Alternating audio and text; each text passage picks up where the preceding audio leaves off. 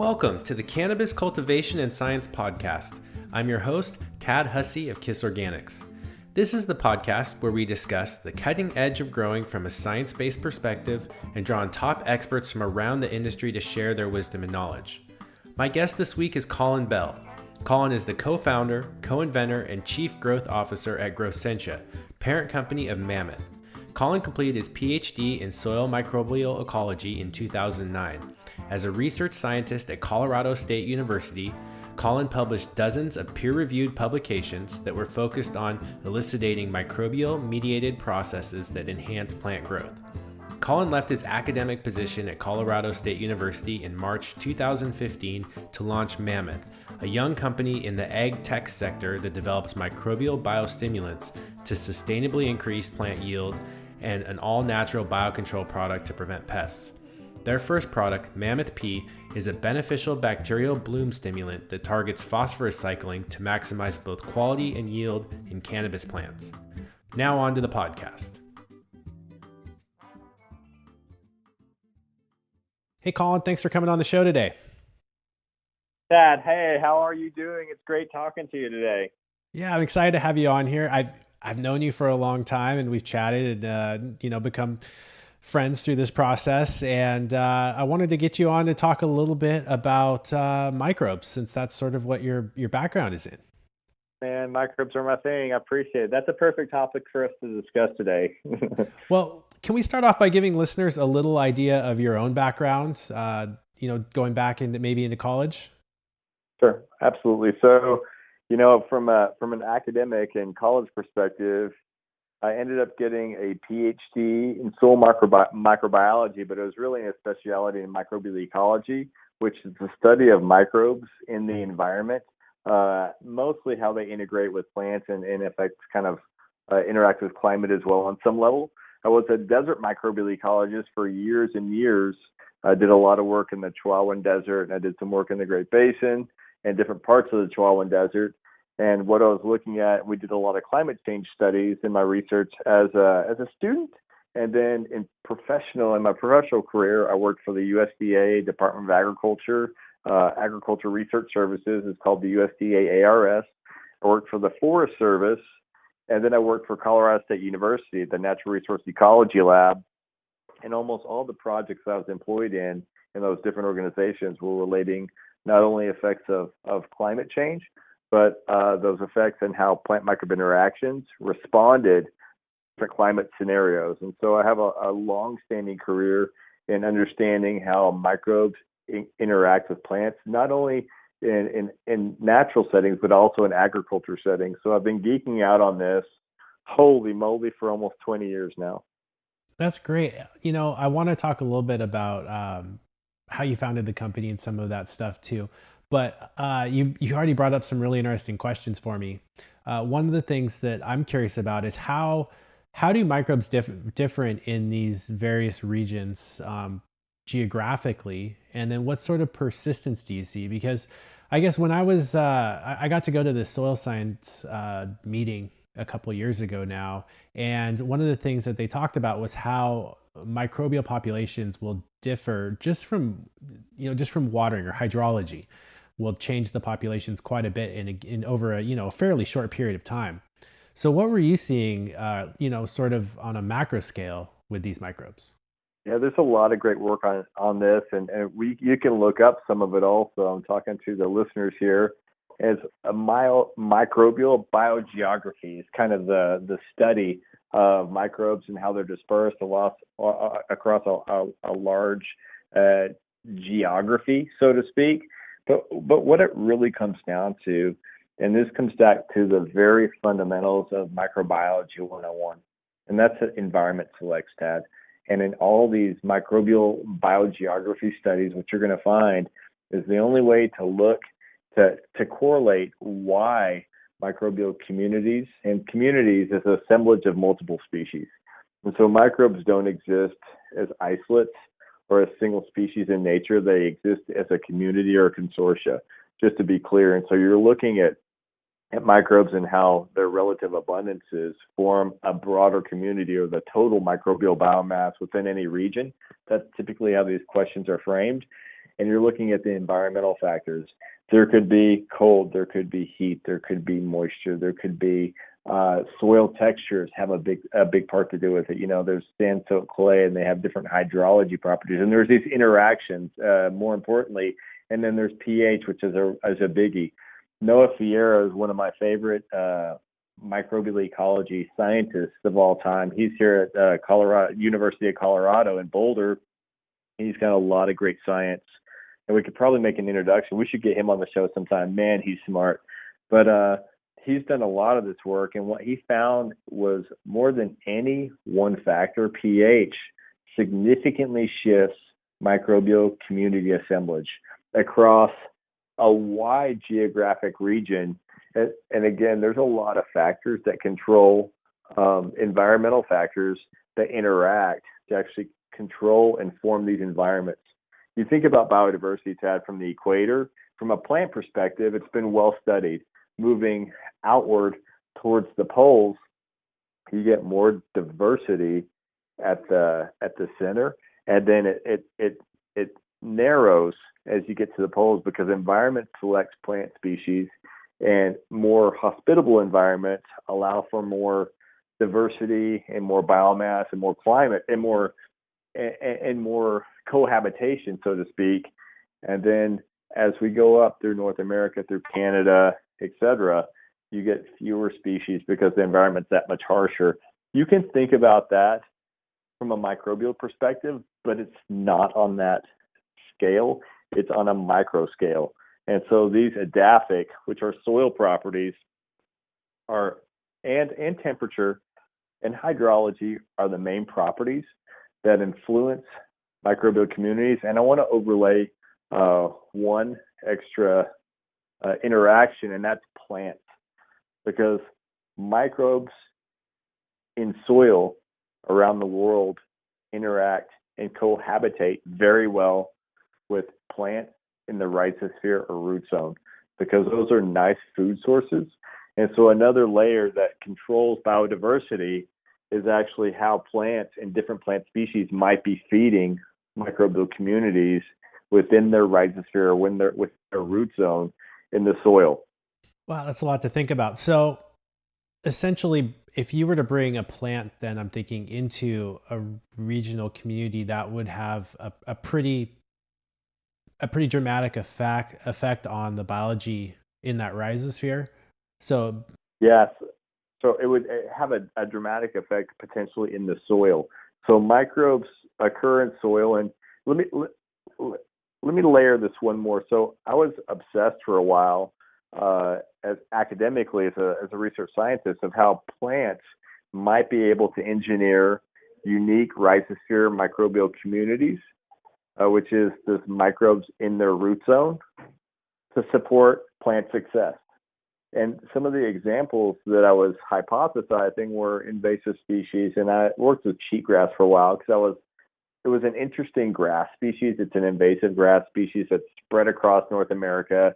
It's not that great of a forage for cattle, but it was introduced by humans because it grew quick and it greened up quick in the season. So it was planted to try and feed cattle earlier. What happened is it dries earlier, it creates a lot of seeds, and it chokes out other later season grasses ultimately. And it wasn't a good choice to introduce, but it is what it is, and it's spread across the country. One of the hypotheses, and I've published this work now, and I could probably share this paper with you for sure, is so does cheatgrass engineer unique rhizosphere microbes as it spreads through different soil types to nurture its success, to help promote its ability to create seed, to create biomass, to maybe compete below ground, so it even has a stronger competitive advantage from a physiological point of view. And so I did conduct that study in some native grasslands, and not only in the field, but also replicated it in greenhouse studies. And we realized that different grass species and different photosynthetic groups, C3, C4, some forb species, and even some CAM species, are able to uniquely engineer different microbial community assemblages at some level with their root exudates and the root structure. So there's a lot to that. but the other physical properties of pH, maybe a soil texture, and temperature and hydrology also influence that. So, I hear a lot of talk about like fungal to bacterial ratios in soils and such, but that almost feels too reductionist to me in a lot of ways.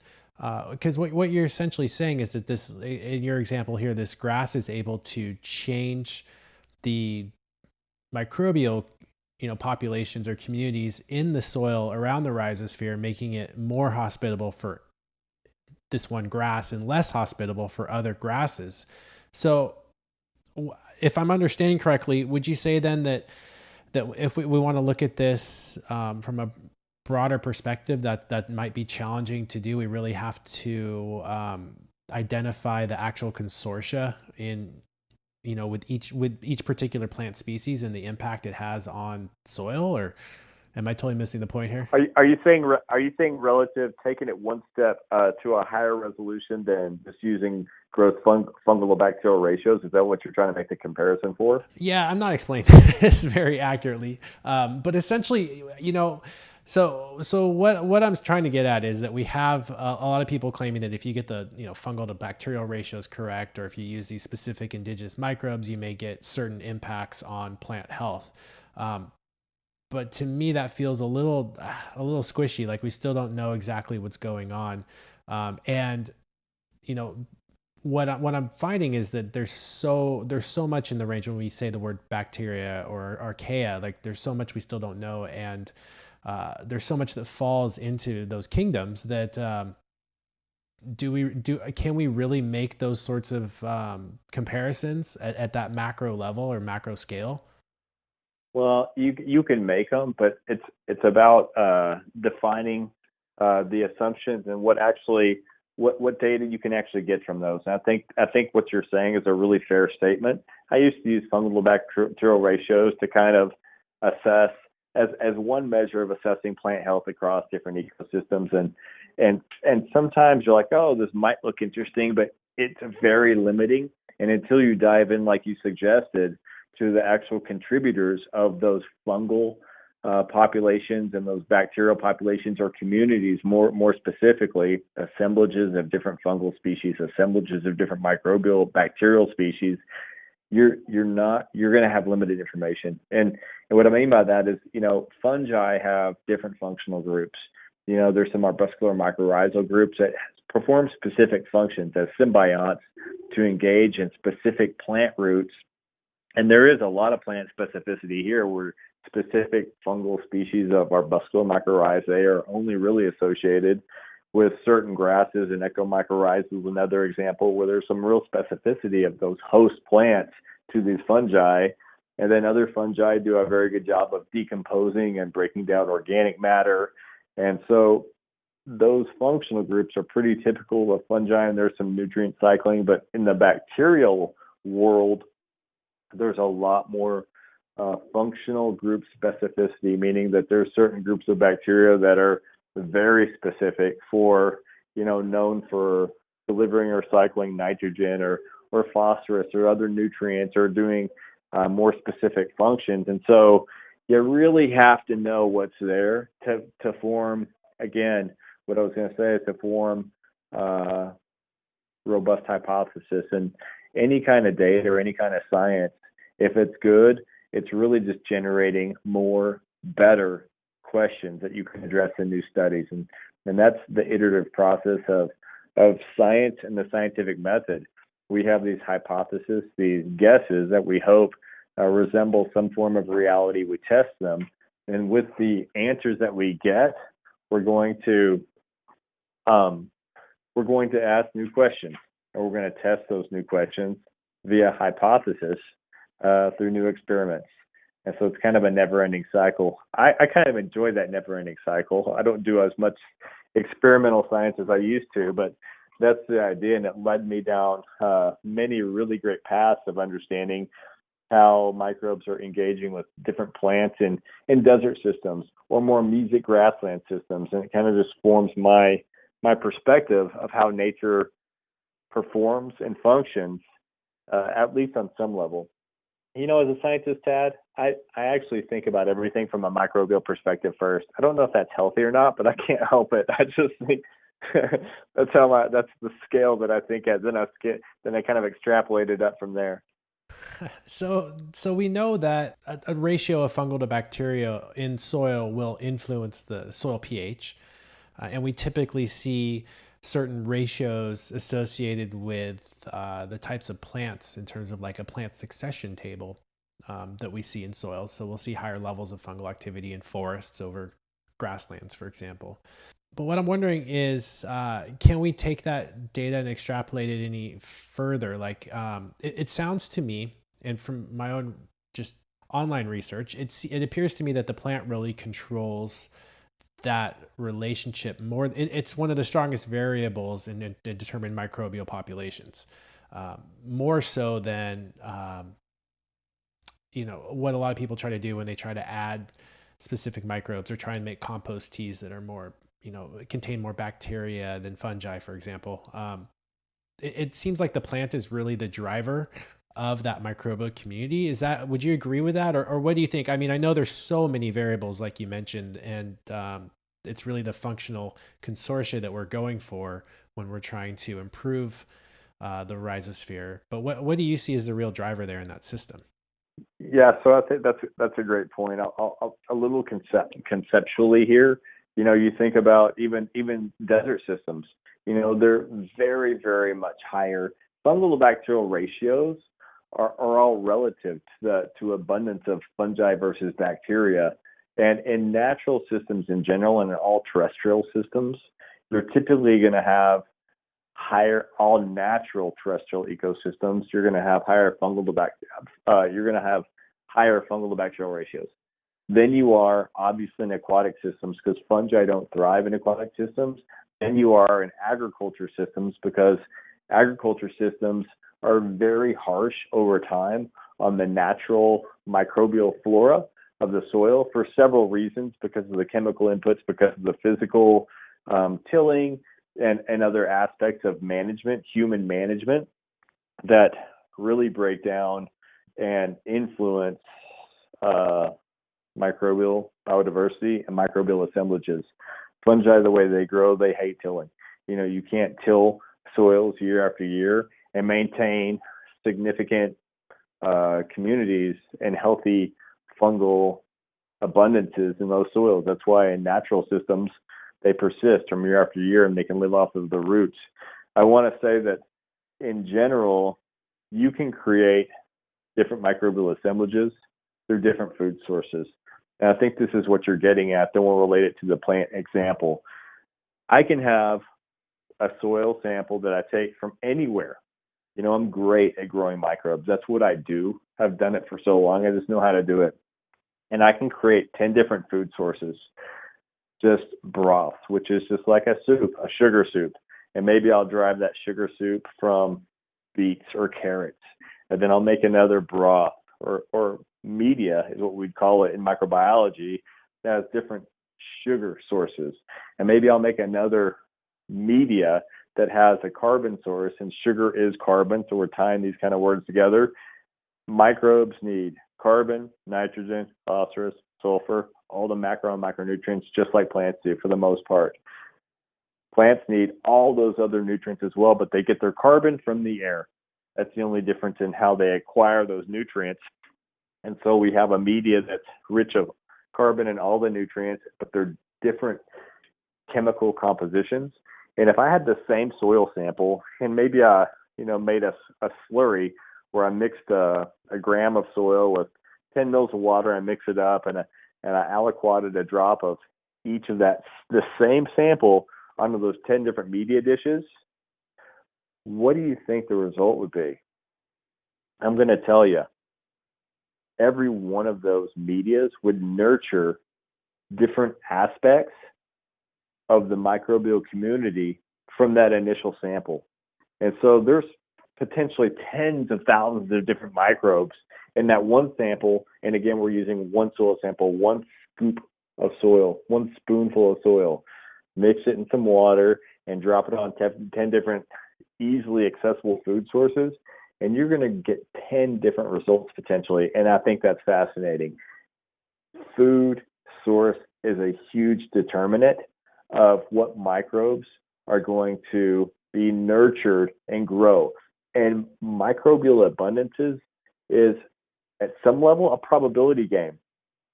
If there's a food source that a microbial group likes and prefers and can take advantage of more so than another, microbes repeat and grow and multiply so quickly that they can actually physically outcompete their neighboring microbes because they can take advantage of a food source quicker. The same thing happens with different food sources. And so different plants, we know they create different food sources for microbes, meaning they squirt different carbons and different organic acids from their roots into the soil. All plants have evolved to do this, to nurture microbial communities that bring them success. Success meaning you want a healthy, thriving microbial community in the root zone, because microbes do a lot of great things that plants love. Cyclonutrients is one of those. If you can create a hotbed of nutrients that plants can take up, they will succeed. They'll be able to produce seed or stay healthy to the next generation. And biology, success in biology is passing your genome to the subsequent generations. And so typically, evolutionarily speaking, plants that are here now have succeeded because they've nurtured a healthy rhizosphere microbiome that's helped them succeed from one generation to the next since the very beginning of their existence to today. Does that help answer that question, or is that too long? No, that's great. It reminds me. So I think essentially what you're equating is food source. And so in this case, the food source is the plant exudates, what the plant's putting out through the roots, which, Thank you. That's exactly right. But I don't want to minimize, Tad, the other edaphic or physical properties, because soil texture, pH, water sources, there's different minerals in the soil that significantly affect pH. You think about calcareous soils where there's a lot more calcium and caliche in the soils.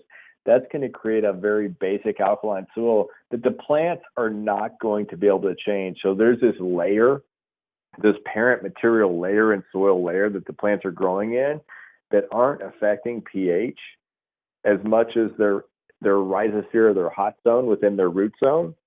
Yes, they definitely can nurture and create a micro ecosystem within their root zone, but they're still in this broader environment of a very calcareous or alkaline soil type that they're not going to be able to influence to a neutral or to an acidic soil.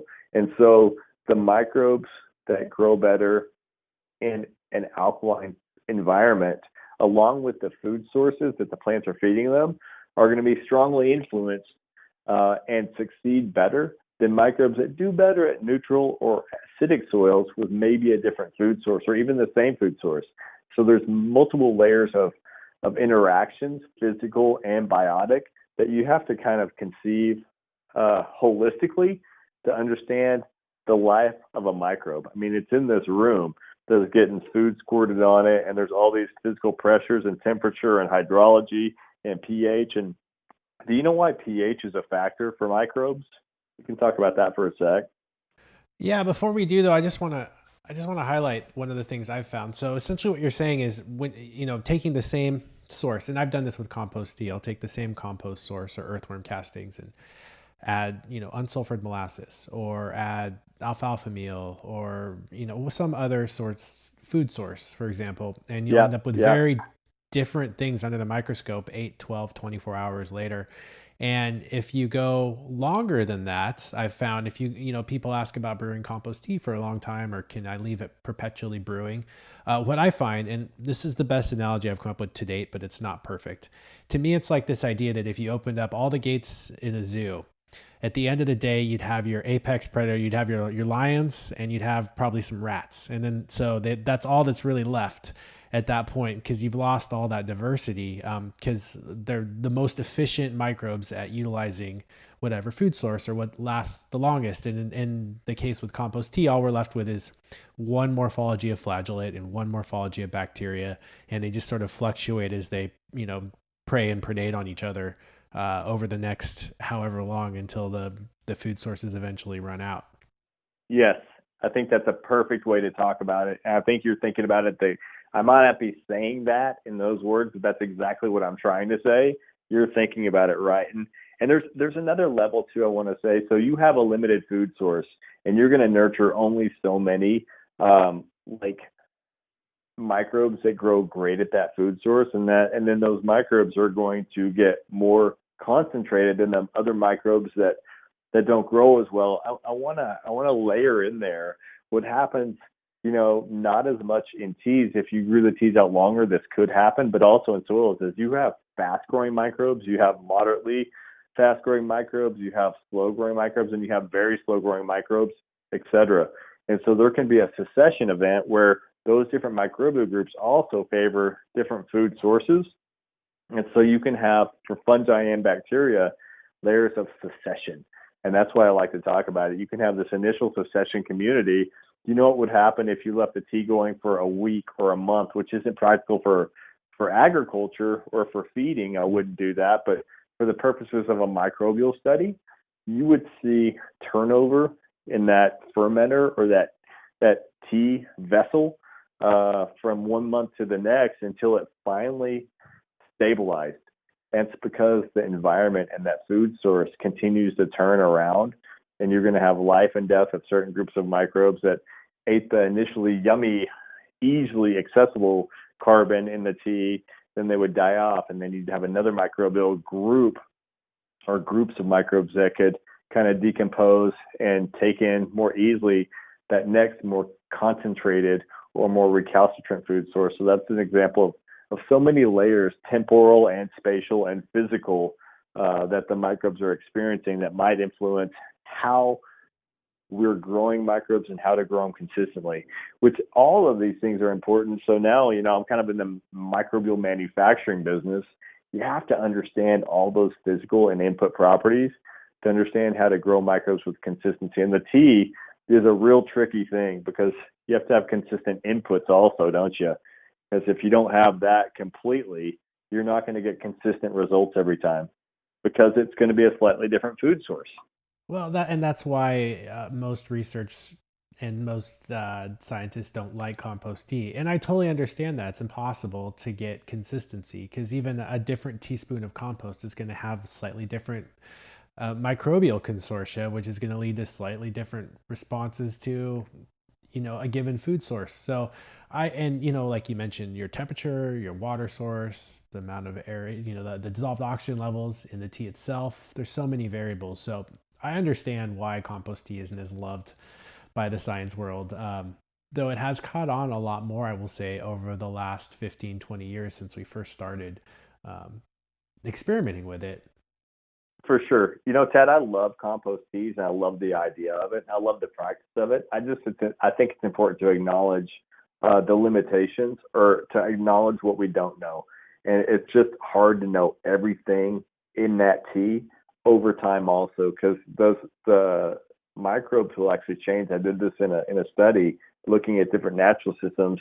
Microbial communities can change significantly seasonally just because of those environmental shifts in temperature, in hydrology, and in plant structure where the plants die in the winter.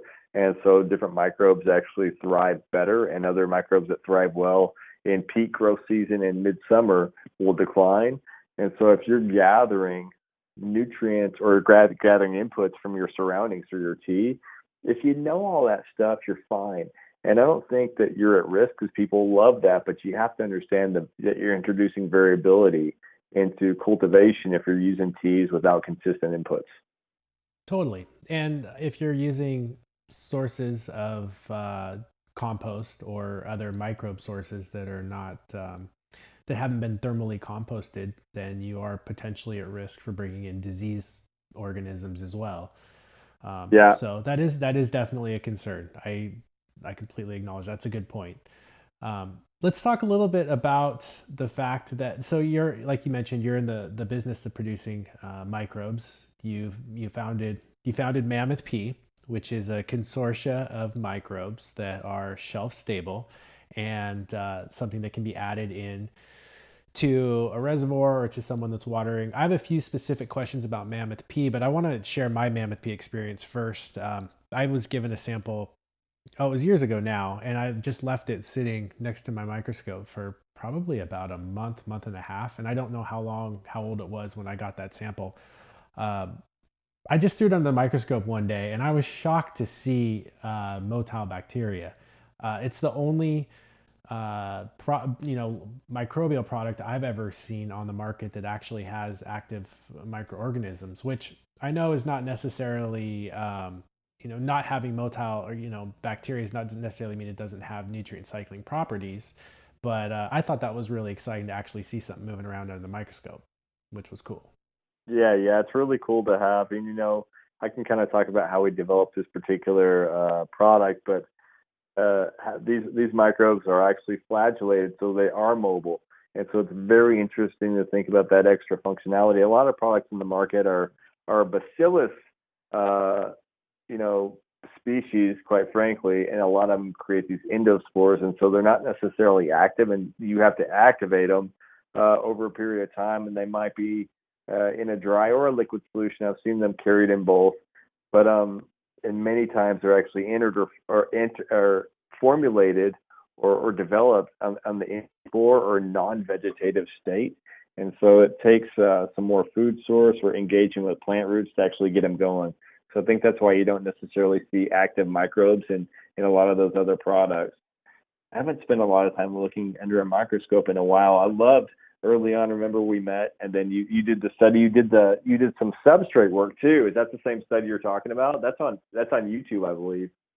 What I would say is, yeah. So what I did was I just experimented with different food sources to see Yeah. about feeding the microorganisms and how they would respond to different food sources. So that was something that interested me. What I see from most microbial products on the market, like you mentioned, is when I add different food sources, I'll see a growth in overall like bacterial biomass. Yep. But that's really about it, which is good. It's just not as exciting under a microscope. Yeah. Hey, I want to be clear. Mammoth P is bacteria, quite clearly, but they have these morphology structures called flagella, which are simply tails, little tails that allow for mobility of the cells. Yeah. Sorry about that. Sorry about that. Yeah. So they're definitely bacteria. I know you knew that. Oh, okay. That's what I originally thought. I misheard you. Flagella are actually a lot of that's how bacteria are mobile. They have these little tails that typically spin or they crank as corkscrews, and they allow them to move through the substrate and move through the rhizosphere and the water columns or move through the soil. And it's a really interesting level to add whenever not only a bacteria is highly functional, but it can move around and activate through different parts of the rhizosphere or through the bottle. And even when you're using microbes like this, and this is kind of what I determined over time, if there is some environmental stress and you're dealing with mobile microbes, they can actively get out of the way of that stress. An example is like a pH. Sometimes if you forget the pH, your nutrients and you add the microbes and it's not too harsh, and then you're trying to pH your nutrients and you're adding an acid or a base into that, it can potentially affect a lot of the microbes where that pH buffer enters into that mix where your microbes are mixed into the tank. But if the microbes are mobile, they actually get out of the way and don't experience that much stress. So it's a cool added feature. That is cool. So with Mammoth P, what sorts of results are you seeing out there with people that are using it? Are there any environments where it doesn't do quite as well, or are there others where it really thrives? That's probably a never ending question. I know that when we started, when we launched the company, just as a history, I left the university in about March 2015 to start the company, and we'd done a really rigorous year before. We actually started the R&D on the technology at the university very late or very early 2014. In all fairness, we were getting ramped up to try to do something like this at the very end of 2013. Got some funding and started it in 2014. Went through the process, got some great validation after we developed the product. It was a pretty efficient process. It was pretty well funded, and then launched the company in March 2015 into the cannabis industry. And so I scaled up commercialization and production and got a small team on the ground. And I was kind of still am in a lot of ways wearing all hats, not like I was back then where I literally was, and getting out and engaging with cultivators. And a lot of the commercial growers in Colorado were using cocoa. So that was our first validation. But I will say that before that, the university validation, we tested on several different real soil types, meaning we brought a bunch of soil back from different environments, at least local around Colorado, that represented different soil textures, different soil types. We worked with different potting media, and we worked with a lot of different plant types. We worked with a lot of cannabis growers outside the university. And so we had a pretty good representative data set that we thought it worked well across a lot of different plants and a lot of different substrates, because we felt like these microbes are very robust, meaning very efficacious. They could work in a lot of different environments. They had a targeted function that all plants needed.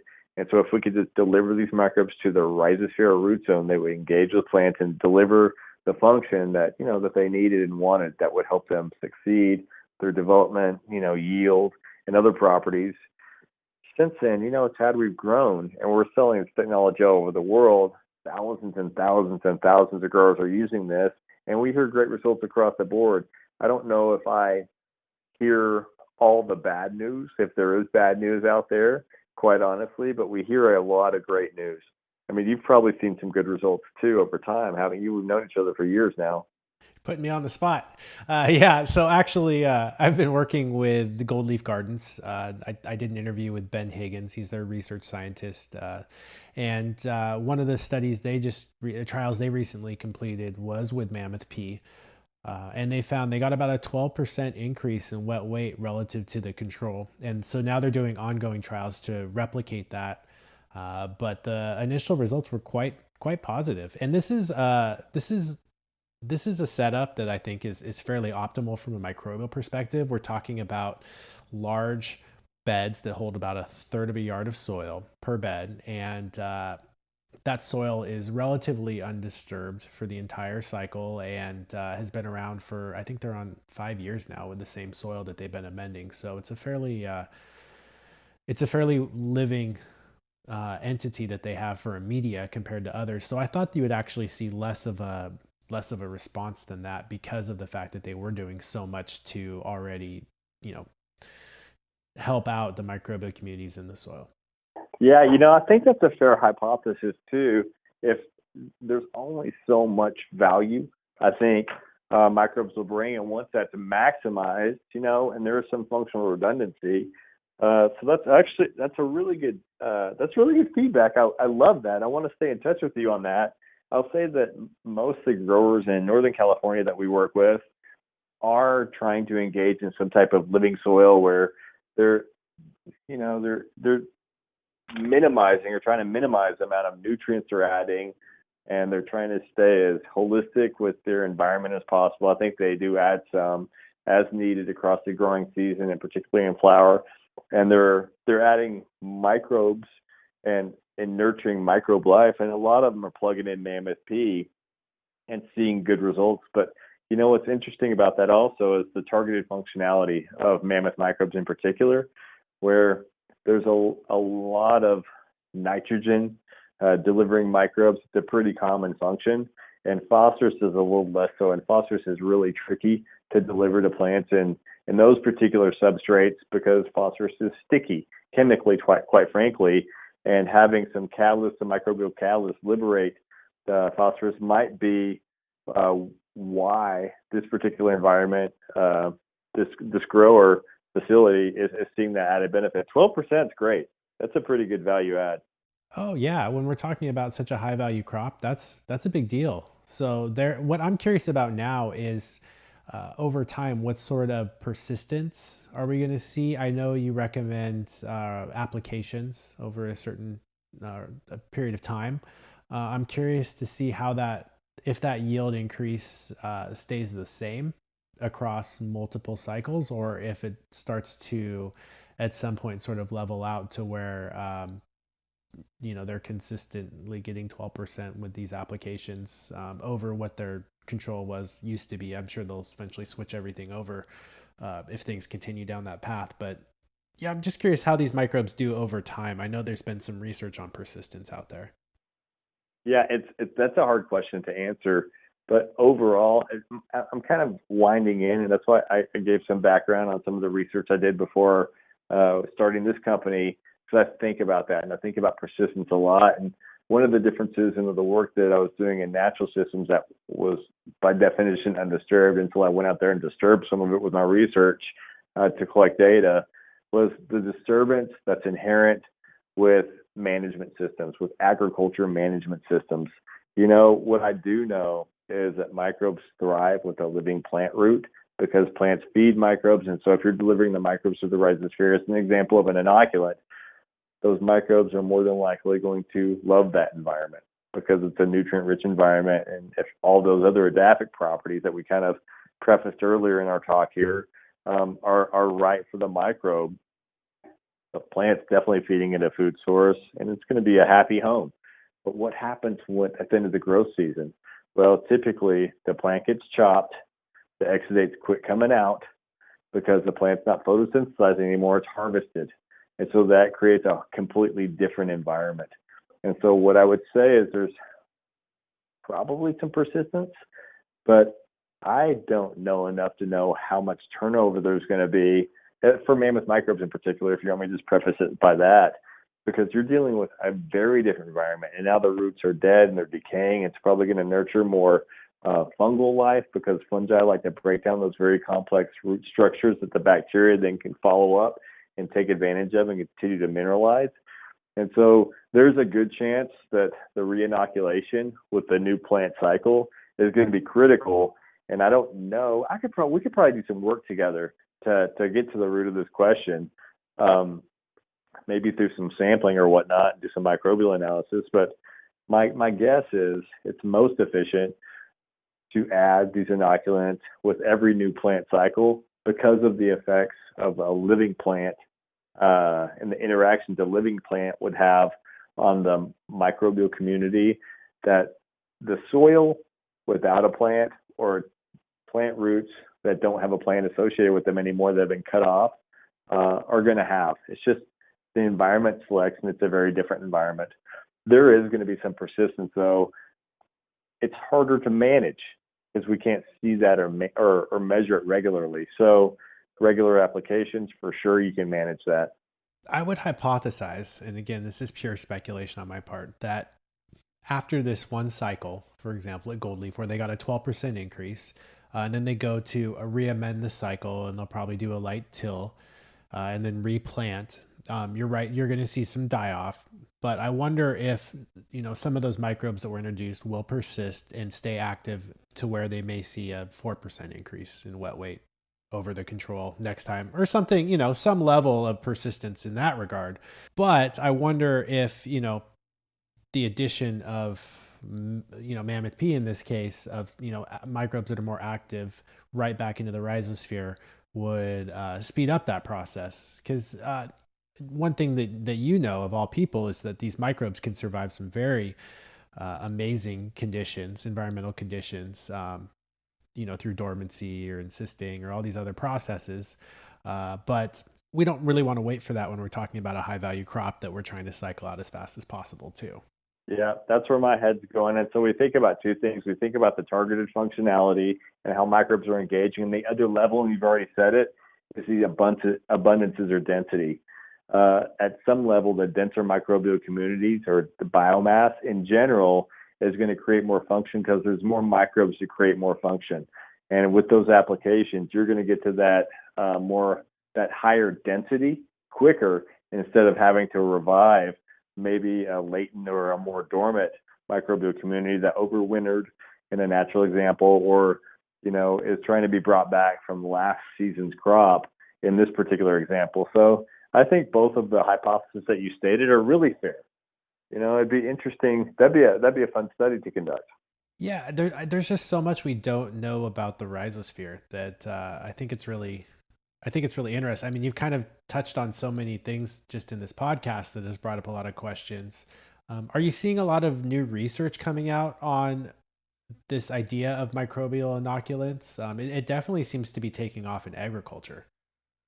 Yeah. I think just to be fair, I think it's the quickest growing agriculture industry segment across all crops. And the biggest reason for that is because nutrients are really hard to deliver in soils, and farmers are having a horrible time managing nutrient absorption and uptake for nitrogen and for phosphorus in particular. Potassium is very difficult in rural soils and in mineral soils as well. And so the industry's taken off because there's a real need for it. I've seen a lot of interesting technology. It's focused on a couple different, you think about effective products, and there's been a challenge for the microbial biostimulant industry in general. That's what you call it in agriculture, microbial biostimulants. We call it, beneficial bacteria in the cannabis industry, but they're microbial inoculants, and that's fair across both, and it's pretty intuitive. What do the microbes do? Do they do it consistently? And do they work in many different environments? Those are the three questions you want to bridge. If they work consistently and they have a targeted function, then you can use them with confidence with precision, because you know what they're doing and they continue to do it. And that's great for a farmer. But if they are efficacious, meaning they work across a lot of different management or environmental conditions, then they can work for a lot of farmers. And those are the three big hurdles I think any manufacturer wants to overcome. And that's what we acknowledge, and I think that's what we overcame with developing MAMMOTH P. And it's just one of those things where we went into it from a scientific perspective, and we engaged it as scientists. We didn't engage it as a microbial manufacturing company. It was a science experiment, quite frankly, and a fundamental scientific endeavor. And so, do I think that there are products out there like that? Yeah, there's been some products out there. Our arbuscular mycorrhizae is an example that's been around forever. There's nitrogen fixing bacteria that have been around for a long time. Those technologies will continue to evolve. Some of them are going to get rebranded and have been in spaces for a long time, and they'll get rebranded for new markets or new crops, new industries.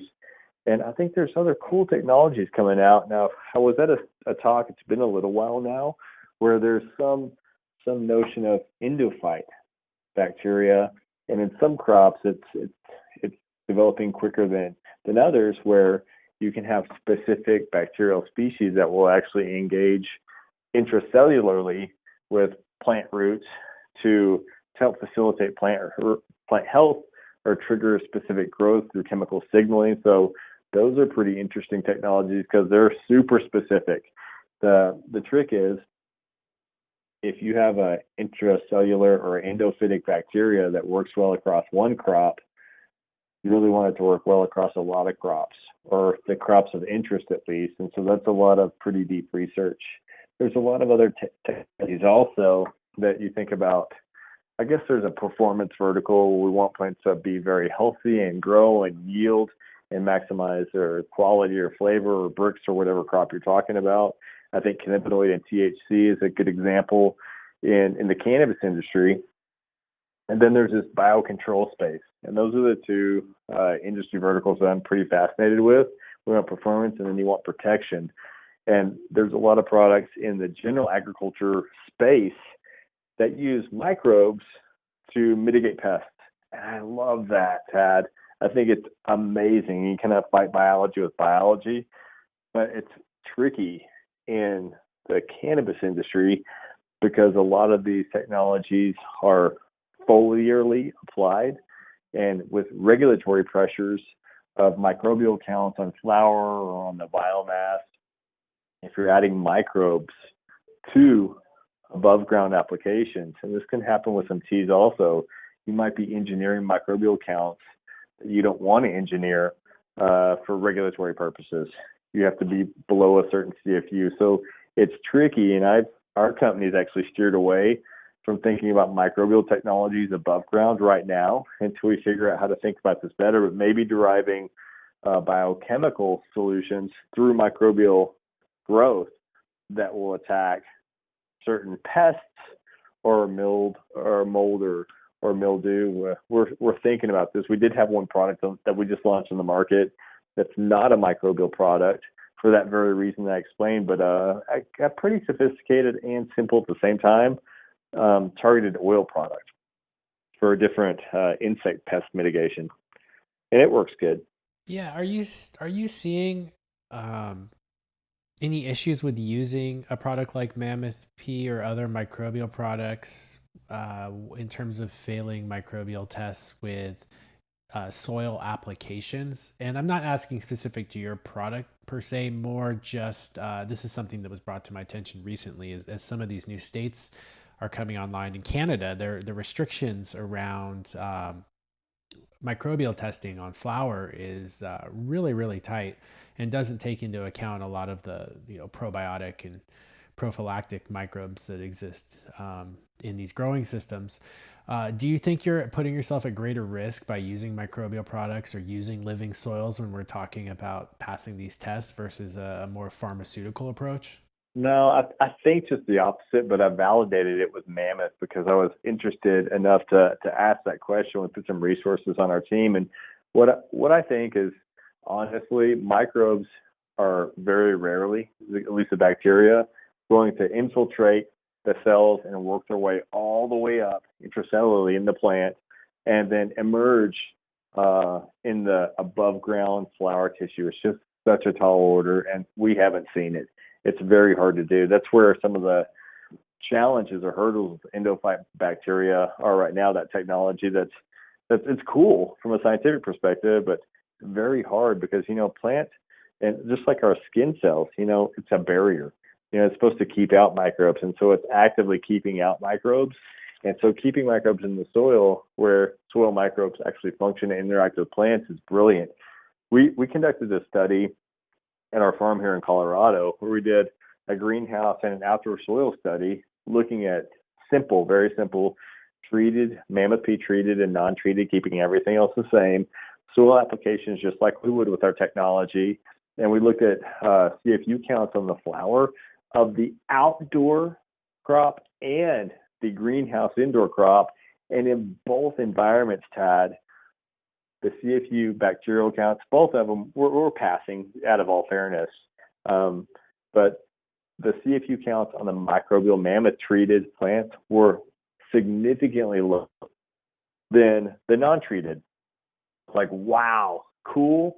And, then you ask, well, why? And why I think is because if you can engage with a healthy rhizosphere microbiome, these plants are actually creating their own health mechanisms to maximize their health, their development, and all these other properties, which could limit the occupancy of different microbes above ground. I'll just say it like that. That's probably not the most suave way of saying it, but the data was what it was. That's interesting. I was surprised. That sort of seems counterintuitive to what you would expect. Well, they're in the soil. I just don't think they come out of the soil. Is a short answer. I don't think the microbes are making it up in the soil or making it up to the above ground plant colas where they're actually being tested, or the flowers in particular. But they're engaging with the plant health mechanism to make sure the plant's taking up nutrients, and that's a primary function of below ground soil microbes, nutrient cycling. And these nutrients are actually building blocks that help build molecules that allow the plants to respond to environment, to stress, to developing quality metrics like terpenes and cannabinoids also. And so if you can naturally maximize plant nutrient uptake, I think the plant can do a lot for itself. In nature, this is another example. I don't see plants being devastated by pests in many cases, or mildew. In monocrops it happens more so, but in nature, why didn't that happen to everything? These plants persist, and to a large degree it's because they have, and in nature, a long-standing, very, very healthy soil microbial rhizosphere interaction that allows them to take what they need to survive in their environment. Yeah, my thought was more along the line of soils than microbial inoculants, like the idea that having a soil in your room, things might get disturbed through employees, and some of that dust may contain bacteria that may make its way up onto the colas, and then that may slightly raise your CFU count. Or like if people that are trying to go vertical with soils, I think that's a challenge there too. Fair enough. Yeah. If you're physically applying, got it. If you're physically applying soil to any above ground material, there's going to be microbes in the soil. That's one of the problems early on. I was in Vegas a couple of years ago touring a facility that wanted to grow in greenhouses, and they had to shut the greenhouse down. And the reason was because it's a desert out there in Nevada, and they couldn't keep enough dust out from blowing over their plants. And they were failing microbial tests because the dust from the outside that they couldn't keep out of the greenhouse was blowing over their plants. And there was nothing wrong with this flower. It was this natural soil dust, if you will, airborne soil that are basically harboring soil microbes, because that's where microbes live.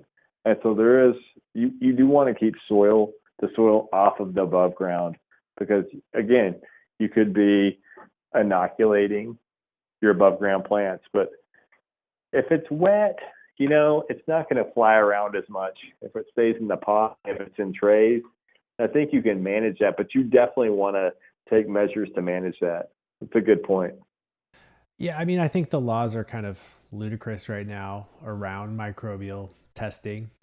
Washington's gotten a little bit better in the sense that now it tests for more specific strains or diseases, which would impact human health. So I think that is important. I think the testing itself is important, but I think that just like any other crop, we should be able to rinse or wash it or grow it in a way that it contains, probiotic bacteria and it's not dangerous. Then, it just seems silly. But the regulations being what they are, we have to work within them. Yeah, I couldn't agree more. And it's hard. Maybe I shouldn't say this, but I'm gonna say it anyway. It's really hard educating regulators. I mean, what a daunting task. And it's you're right. It's not. Yeah, and this is what you were talking about a little bit earlier. They're looking at very, very coarse CFU, colony forming unit concentrations of microbes. They're not looking at what microbes are there. And so those are two completely different hazard issues. And there's very, very, very few. Most microbes on Earth, probably 99.999% of all microbes on Earth are beneficial. You know that? It's a shame that all we hear about are most of the bad ones, partially because we don't know a lot about the good ones. Humans have to focus on the bad ones because they're more of our risk, And so categorizing all the good microbes with some very, very few bad players, just inherently nothing personal. It's just how they evolved. Is not honestly scientifically accurate. So that brought up a question for me I've been wanting to ask you, which is how globally, how much diversity do we really see in the microbial world as we move from Arizona to Colorado to Ethiopia? Are we going to see the same microbes more or less, but probably in different ratios or in different functional groups? Because I hear a lot of talk about using indigenous microbes. So a lot of people are culturing or promoting what is already successful in their area. What are there any dangers with bringing in these these outside microbes into a new environment, for example? Do you want to just kind of touch on this subject a little bit? Yeah, it's a conceptual question. And I think, you hear about it, as a microbiologist, one of the terms that comes up often is ubiquity, especially environmental microbiologists. Everything is everywhere, and the environment selects. And so what you are going to see in most cases, that's more or less true.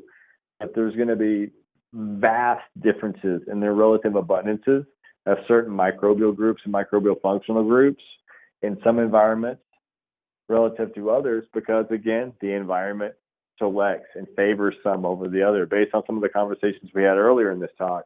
And so, yeah, in some cases, for sure, in extreme environments, for sure, you're going to see very unique species that just can't persist other places because that environment is not going to nurture the vast majority of microbes.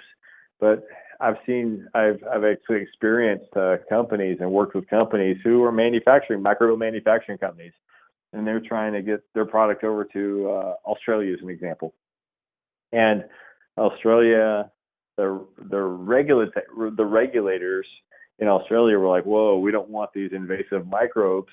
And, I guess I don't blame them. The word invasive is pretty tough. We don't want these invasive microbes in our country. And how this particular company got around that is they proved that the microbes in this particular product they were making were in their country already. And so I think everything more than not is everywhere. It's how it's packaged, it's the relative abundances, and there's some real variability in how different microbes at different relative abundances can be packaged to perform different functions. And we've realized that. And there's this whole other level. So that's what's so interesting. Scale is my favorite word ever. And there's this whole other level of species. Do we even know what a species is? Because I'll tell you right now, there's numerous species of E. coli, and I'm just going to give this extreme example. And very few of them are even bad for you. We only hear about the bad ones. And I use that example because everyone's like, whoa, E. coli, it'll kill you. Now, I used to work with E. coli all the time. There are certain strains of E. coli, the genus and species. It's a species. It's supposed to be distinct, but that's not true. It's just like a cultivar in plants. There's so many varieties within a cultivar that have different traits. Well, microbes have the same kind of characteristic within a species. And so there's a strain specificity that shifts more so than species specificity around different regions, around biogeography of microbiology, and it's harder to measure, Tad. And so that's this other level that as microbial ecologists or the industry in general, the area of environmental microbiology is just now starting to wrap its head around. How do we measure this with confidence within any one species? It's an ongoing challenge. Okay. I don't have a lot to add to that. That's interesting. Was that too much? No, that was good. It just gives me a lot to think about. One other question or something I did want to bring up that I thought was interesting from hearing one of your talks, though, was that when you talk, you've used the word consortia quite a bit, because when we talk about these microbes as being, generalists or very targeted, you did some research that found that any one bacteria in MAMMOTH P by itself did not have the same effect as all of them together. Like the sum is more than the parts. Can you just touch on that really quickly? Yeah, I was kind of touching on that in my last little rant there, where there is a real magic in the interactions of microbes and those relative abundances. It's just true, and there's no single species that acts in nature alone, because microbes have evolved to interact not only with other plants and other biotic and counterparts, but with other bacterial species in particular at the very beginning of the creation of life, so to speak.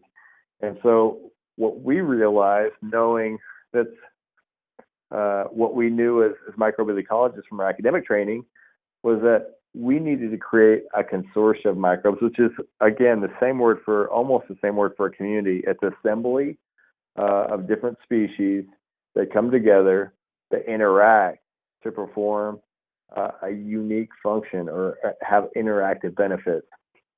And so that was our goal the whole time, to create consortia of microbes in any kind of product that we were going to deploy for agriculture, because we felt like they would be more efficacious and that they would have a higher functionality because it mimicked a natural system.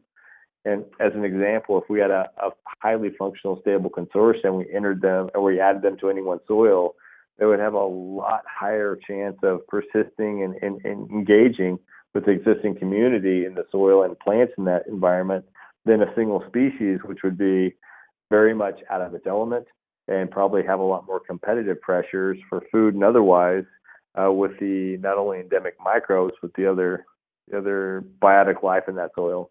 And so we tested the theory or the hypothesis by not only testing the consortia and nurturing this consortia that we have in MAMMOTH P, but then we broke down the individual species within this formula and tested their functionality.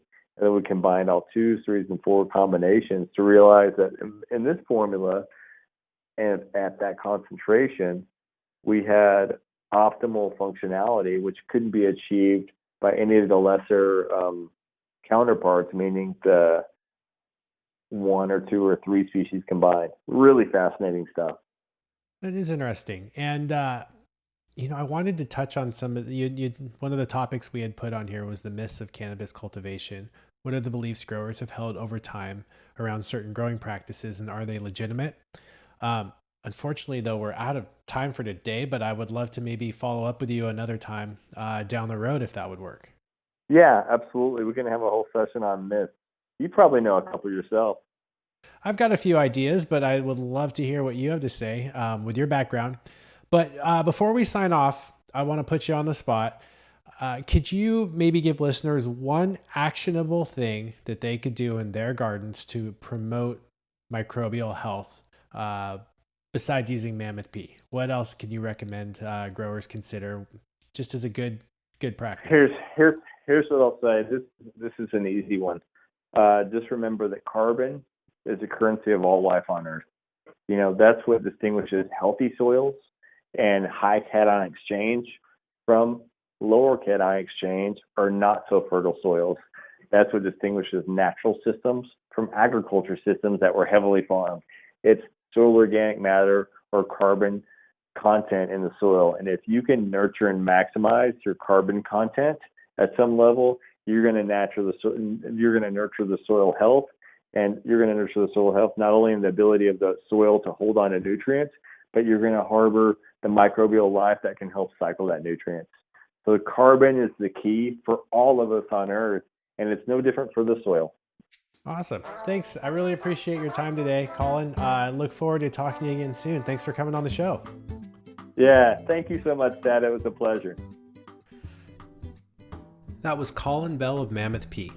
If you would like to learn more about MAMMOTH P, you can go to www.mammothmicrobes.com. And if you would like to try it out in your garden, don't hesitate to reach out, or you can order directly on the KISS Organics website. That's www.kisorganics.com. And if you haven't left us a rating and review on the podcast, any recommendation is greatly appreciated. And thank you to those of you who have supported the podcast via Patreon and helped me keep it running. My next podcast, in fact, is coming up with John, a Patreon supporter of the show. We just recorded a podcast comprised of listener questions, and it was a lot of fun being on the other side of the microphone, and John did an excellent job. I can't wait to share it with you here shortly. You are listening to the Cannabis Cultivation and Science Podcast. I'm your host, Tad Hussey of KISS Organics. Thanks for listening.